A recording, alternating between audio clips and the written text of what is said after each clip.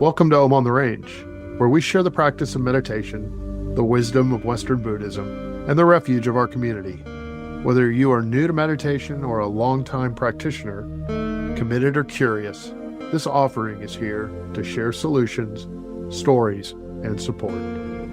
Happiness and better health are available to everyone. It just takes practice. This is Om on the Range. Welcome to Om on the Range. Today, we're doing something a little unusual. Normally, Whit asks the questions, and I sit quietly in the shadows, editing out all the things he wishes he hadn't said. But today, we flipped the script. Whit is in the hot seat, and I'm the one asking the questions. But before we begin, I have two very important questions for you, Whit. First, do you have a dad joke? You know what? I've always been kind of a guy on the fly when it comes to dad jokes. So I really don't. I probably should have been ready for that question, but. Well, I'm so glad you're here. So for episode number 48, we're going to talk about Father's Day, and you're in the hot seat. I have another question for you. Yes. As a Buddhist, if there's no separate self, who exactly forgot to take the trash out? You know, it's funny when it comes to chores around the house. I like to think that my family, we're more communist than Buddhist. Oh, It's more of a group effort. You know, we're not one of those groups that's very well organized in terms of chores. It's more like if you see something and you think someone should do that, just remember that you are someone. And so it all seems to get done. I like that. Yeah, that's worked for us for years. Certainly when my daughters were living at home, they had some things that they took on, but even then it was never real well-defined. You know, it's hard to tell with kids. Is taking out the trash more important than getting homework done? And so, so we just kind of played it by ear, and that's how we continue to. So I don't know if that's really the communist approach or not, but it's probably more of a Buddhist approach, quite frankly, but that's how we do it. I like it. I like it a lot. Okay, so you mentioned girls. So we're going to drill on down into your fatherhood. We're going to see what this part of your life looks like. So I'm going to ask you some questions, okay? Yeah, absolutely. All right. Now, how many girls do you have? And so do you have boys too? Nope, I have two daughters. Okay. They are both grown and out of the house. One is 30 and the other one is 26, I believe. Tell me a little bit more about what it's been like to be a father to two girls. I was never particularly hung up on having children. I was never against it or for it. I think it's fair to say it was probably more important to my wife, but you know, it was not necessarily a life goal. And I think it's also fair to say that when we had children, it wasn't real important to me what the gender was. Okay. You know, I was going to be happy either way. Certainly, again, it's the, you know, the main thing is that are they healthy? And even then, even if the answer there is something other than yes or 100%, I always felt like we were well equipped to deal with that. Now, I don't know if that's because I was a mature young man, because I doubt that was it, but it was probably just because I hadn't spent a lot of time considering the alternatives.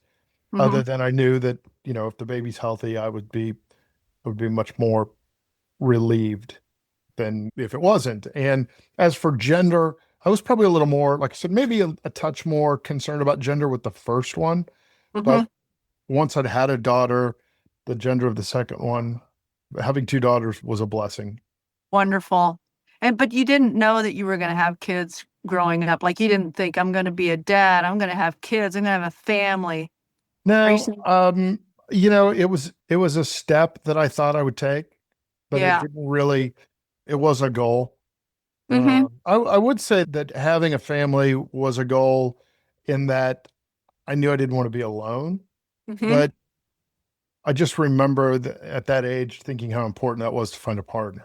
Yeah. And again, that's not necessarily wise. That's certainly not a Buddhist approach to anything, but I just remember that was very strong for me. And But it sounds like It sounds like having a family could almost be like a little mini sangha, like a little mini community, you know? Yeah, I think that's 100% true. I would even go so far as to say that for me, I learned about what a sangha was like through my family Yeah. before I found a sangha. Do you think that your family has helped you grow as a person? Oh, for sure. For sure. Really? It's just it completely changes the role that you take on. As a child, your role develops with you. It's actually already kind of preset and you grow into it. You're the first part of your life is being that. And then when you have kids, it changes pretty dramatically. You start thinking in terms of other people Hmm. and what you want and desire isn't necessarily the main focus. Yeah. Mhm. And then that opens up a different can of worms in that you want to put your children first and you do that, but you have to find that middle ground. Hmm. I think I know that I've met people that, the well-being of their children is first and foremost, to the point where it can also put added pressure on them and their Yeah. other relationships and their relationships with their children, frankly. Yeah. So again, it's that middle ground that you have to find. And Hmm. fortunately, I felt like I had that with my parents. Well, it sounds Both. like it sounds like you're really combining your Buddhist practice with being a father. Like I know you've been a practicing Buddhist for about 23 years.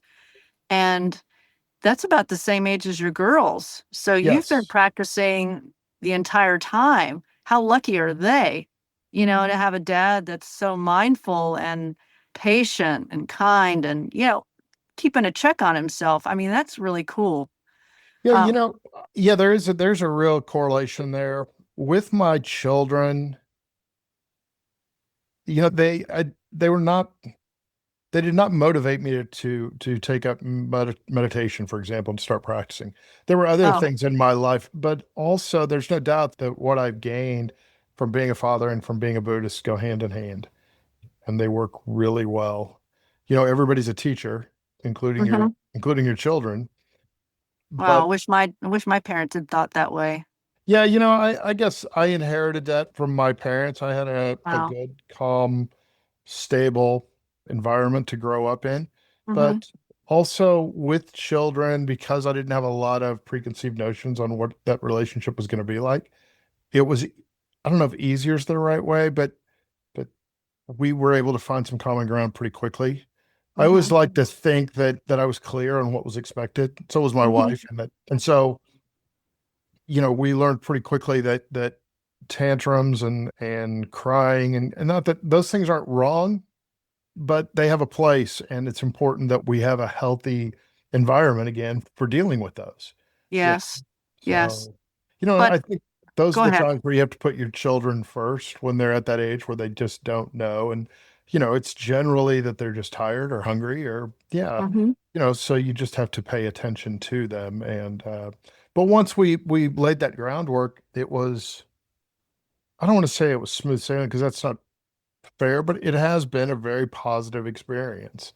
And Have you it ever had any stressful moments or worries or concerns, and with your absolutely. girls? And how did you handle that as a Buddhist? Like, where did you go in your practice? Some of the most challenging times being a father have happened later in my life and in my daughter's lives. As they've gotten older, the things that they've had to deal with and overcome have become more critical, more dangerous. Okay. What I can tell you though is because of my practice and because of the relationship that I had with my girls, that we were able to get it to some common ground pretty quickly and get it to a place of reality. There was no judging and there was not a lot of denial once we identified the problem. And I'm not trying to be too cryptic about this, but I also don't want to give away anything that's not mine to give. Sure, So sure. just having said that, I would just tell you that one of my daughters had a challenge, and when we became aware of it, it was simply a phone call that said, "Hey, this is a big problem. We're concerned. We're scared. We need you to come home and be with us, and Hmm. and let's work on this together." but there was no blame and there was no, how could you do this? And there's nothing like that. And I would say Right. a lot of the problems and fears that I imagined that never came true, when they came up for me, I knew that's how I would handle them in a very practical, upfront, non-judgmental way, because that's who I was and that's who I wanted to be as a father. Wow. So, That is really beautiful, Whit. Really beautiful. well, I think my And dad and my mom too, but I was not always the ideal son, in just, not a bad way. But certainly I was a young boy, I was a man. I was all those things that as you're growing up and becoming an adult, there were times I pushed the limits. And my father, he was a principal in the public schools, and he dealt with kids that had a lot of troubles and caused a lot of trouble. And he loved those kids. And in turn, they loved him because he gave them a fair shake and he told them the truth. And he could handle discipline because he was for them where he could be for them. And I think that was true with me as well. It helped me a lot. I would say my mom was a little more about the rights and wrongs, but she mhm, also was a very kind, loving woman. And so I was very fortunate to have them as parents. And I think mhm. that really helped. So when we talk about, well, how does all this bear on my practice? I think it was because there were things in my life with my children that I wanted to adapt and share in other aspects of my life. And practice helped me realize that and helped me do that to whatever extent I've been able to.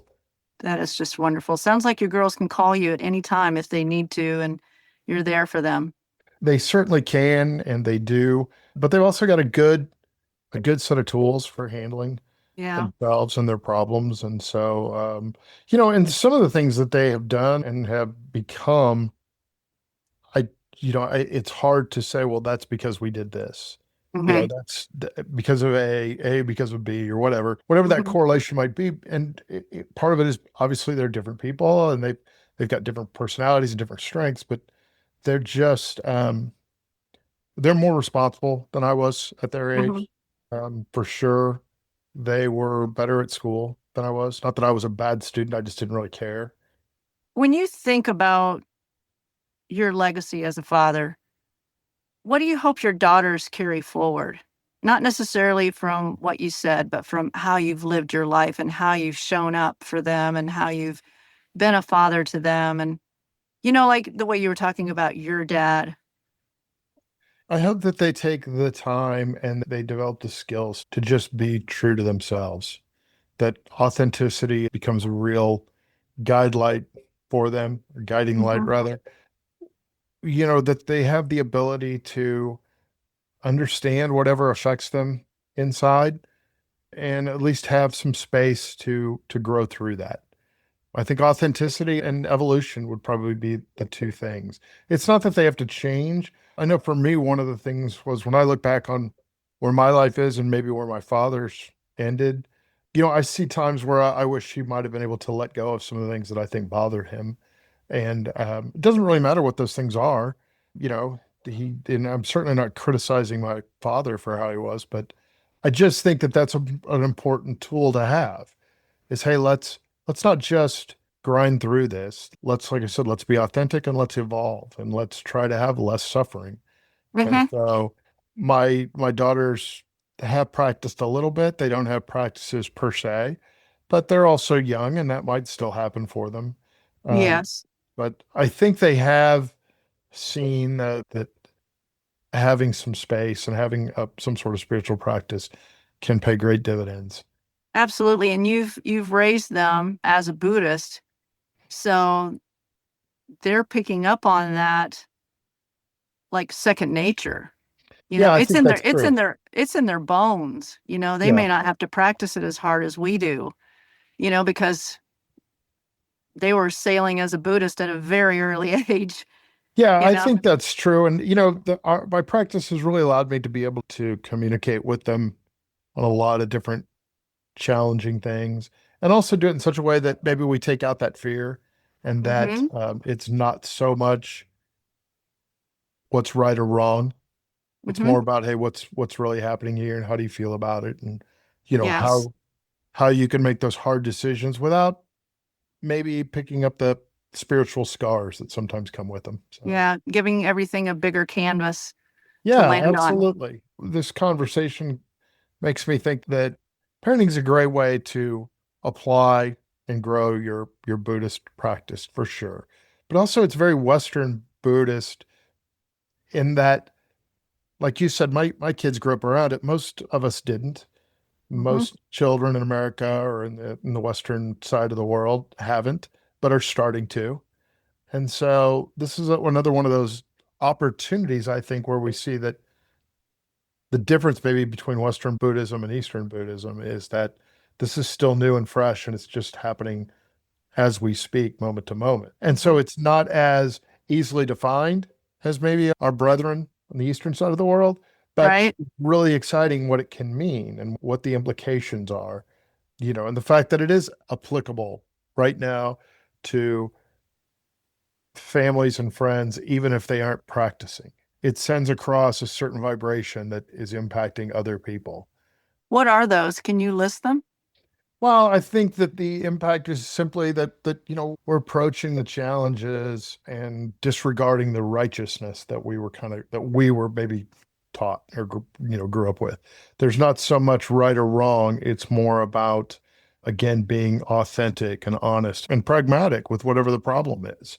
So, it's a real shift if we're going to be aware and accepting and patient as opposed to judging and wanting and, you know, and Hmm. basically fighting the realities of where we live. And the realities are everybody's a little bit different, nobody's the same, and everybody's just trying to get through this in the best possible way. And that the best answer for all of us is less suffering. What advice would you give a new dad? It's tried and true, but one thing is, it does go quickly. It doesn't seem Ah, like it when you're doing it, but it does go quickly. And hmm. so I think that if it doesn't come naturally to a parent or to a father, it's important that you make it a priority to enjoy this part of your life. Beautiful. Um, because it pays such great dividends as you make that commitment, as you work through that commitment, and then kind of even as the commitment lessens and the kids go out on their own. It's so rewarding to have a strong, loving relationship with your children. Do you think that your definition of being a father has changed over the years? Like what you thought it was in the beginning compared to what it is now for you? Well, I do think it's changed. I Okay. think I'll tell you that I remember one of the first times that I was ever left alone with my oldest daughter. My wife decided to leave the house for like, I don't know, 45 minutes. The baby was probably 2 weeks old, if that. And I remember going in and like watching her and watching her and then realizing that I couldn't really tell if she was breathing and then like waking her because I didn't want her to die on my watch. Right. That would be Right. unacceptable. When you start this whole thing as a father and as a mother, it's all about making sure that the child lives, frankly, the Mhm. survival. It's about survival. It's about survival. And then it melds into, okay, now it's still survival, but now we also want it to develop. We want to make sure that we give it the tools, and those first few years, it's pretty simple. It's sitting up, it's walking, it's speaking. But as the child grows, yeah, what your role is certainly changes. So now, my role is just it's more advisory for the most part, Hmm. and just being there for them. And really, this is a much better place for a father when they get to this age because if you've done it right, and by that, it's not right or wrong, it's if you've tried, if you've put the effort in, if you've loved them as best you can, then you're going to have this great loving relationship. And there's nothing like it. I was going to say it's better. That's probably not fair, but it's stronger in a different way than any relationship you have with a spouse because that person, that child you're dealing with is half you. And you don't really know Yeah. which half, but you do know that that's what The the better math half, says. of course. Yeah, well, that would be great. Yeah, but genetically, that's what it is. And you've put in the time and the effort and you've enjoyed it. It's Yeah. not It wasn't a burden. It made life better all the way through. Wonderful. That is So, so beautifully said, Whit. Is there anything about you that your children don't know, but you wish that they knew? That that's funny. That's one of those things that maybe comes up later in the process because again, at the beginning, it's minute to minute, with the child or the baby or whatever, Yeah. and so that time frame does change a little bit. But I think that there's a balancing act that any adult has to go through with children, and that is that they are your biggest joy and your biggest responsibility, but you have other joys and other responsibilities. Hmm. And in order to be a well-rounded, authentic person, you have to figure out how to manage all that. And I think as you get older and you look back on it, there are times when you wish that you'd maybe done it differently. Hmm. Maybe you had shown up in a different way. And just like anything in your life that you look back on and feel that way, it's a huge waste of time. It's a Yeah. huge waste of energy. I've told you before, I'm 100% committed to the idea that there are no mistakes. And that certainly comes into play with children. But having said that, you can also look back and think, I wish I would have been there for that. I was on the road for work, and I wish I would have been there when that happened. Or I wish, so again, those are just the way things go, and there's really Yeah. nothing to change. But the other thing is that I remember when I was a child and a young adult that I had these discussions with my father a little bit, and it doesn't look that way to the kid. At least it didn't to me. I never thought, yeah, Dad, I wish you would have been there for that too, or I wish you would have done that. It never dawned on me that way. To me, my father was always just the greatest dad ever, and I still feel that way. I have one of my daughters who doesn't live in town who I would like to see more and I would like to talk to more. But it makes me realize that when I got to be her age, I hardly ever called my parents and didn't show up. I mean, it's not like I said I'd be there and didn't show up, but I'm sure that they would have liked to have seen me more and liked to have heard from me more. And that's just not who I was or how I was. So yeah, so it's funny what you look back on and think, well, I could have done that better. I wish that was, but it's not true. You feel that way, but it's not true. And Hmm. the thing really is, can you let that go? Can you cut that loose and can you got to pay attention to it and feel it a little bit and then just kind of let it drift. But That's our practice, isn't it? it really is. It That's really our is. practice. And I would say that if there's anyone who's a parent that's listening, this is where the practical side of meditation and Western Buddhism really come into play in that, you don't have to believe in all of the, in all of the benefits, but just having a practice that helps you have less stress and develop more awareness and acceptance and patience, which is what any sitting practice will do, frankly, makes it so much easier to deal with kids. Whether they're, sometimes kids who you love to death and give all the attention and all the effort you possibly can are still going to be challenging. That's just who they are. But having some more patience for yourself and for them, being able to diffuse some situations and to accept makes it so much more enjoyable and so much easier to love. Beautifully So, said.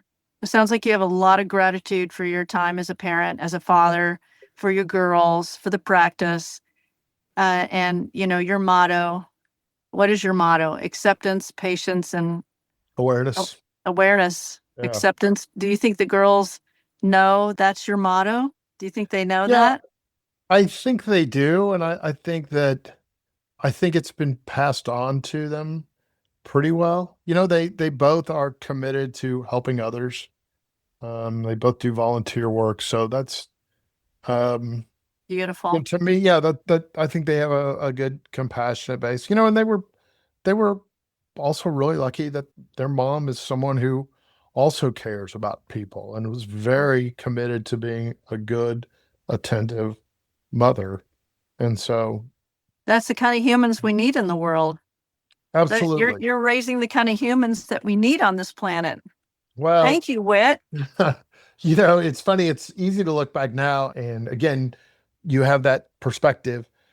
I think when we started this conversation about how, it wasn't a big deal to me whether I had children or not, and it wasn't.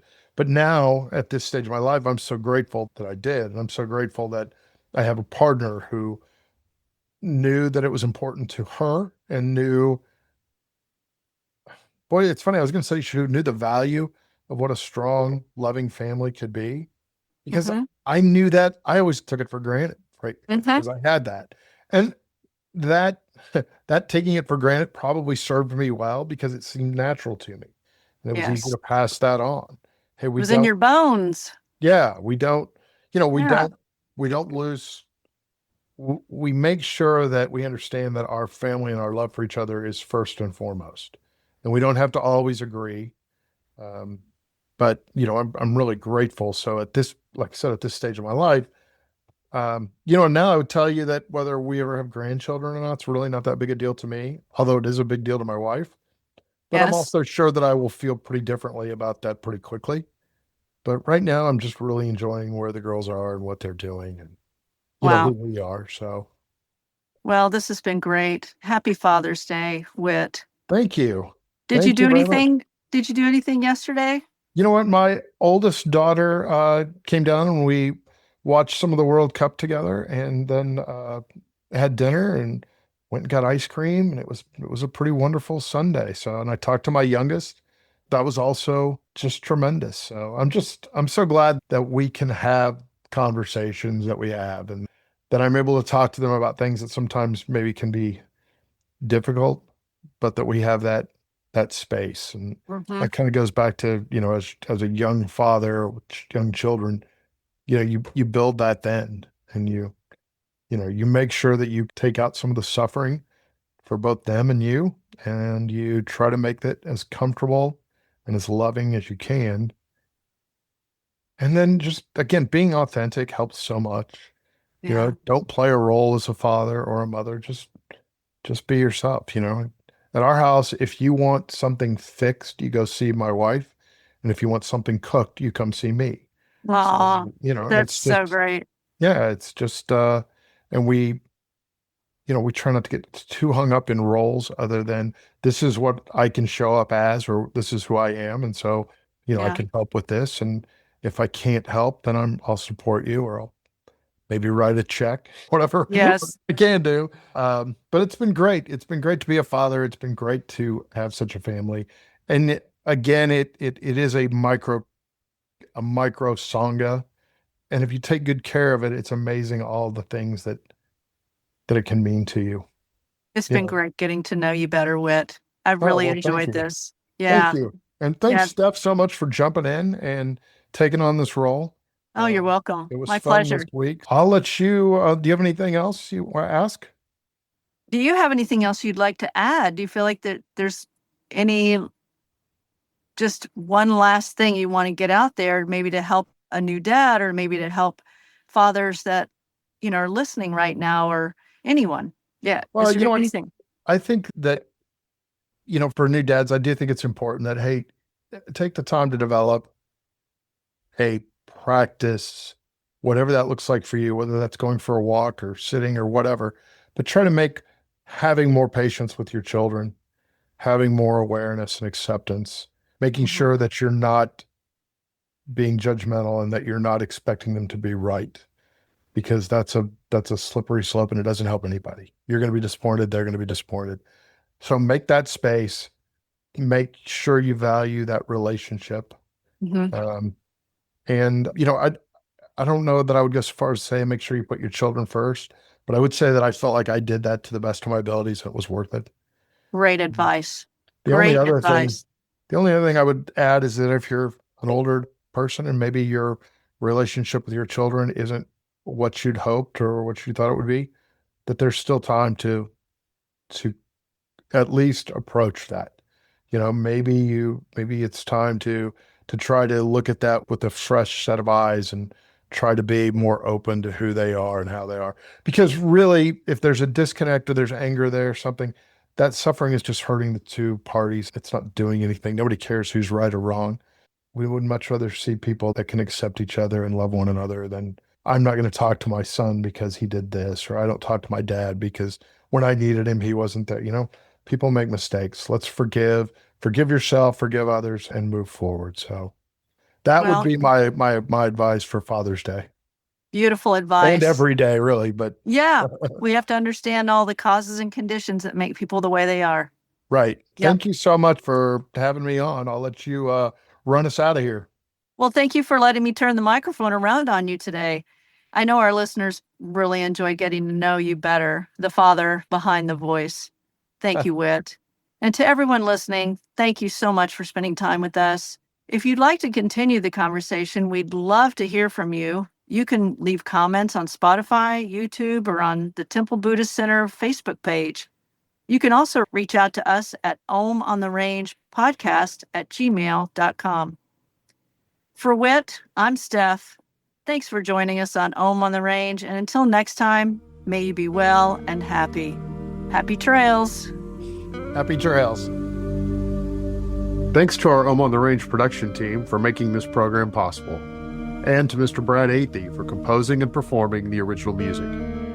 And to you, our listeners, thank you for being a part of this journey as we explore meditation, Western Buddhism, and the path towards a happier, healthier life. Remember, less suffering and more joy are available to everyone. It just takes practice. Until next time, stay grounded, stay kind, and keep finding peace in the simple, practical things. For all of us here at Om on the Range, happy trails.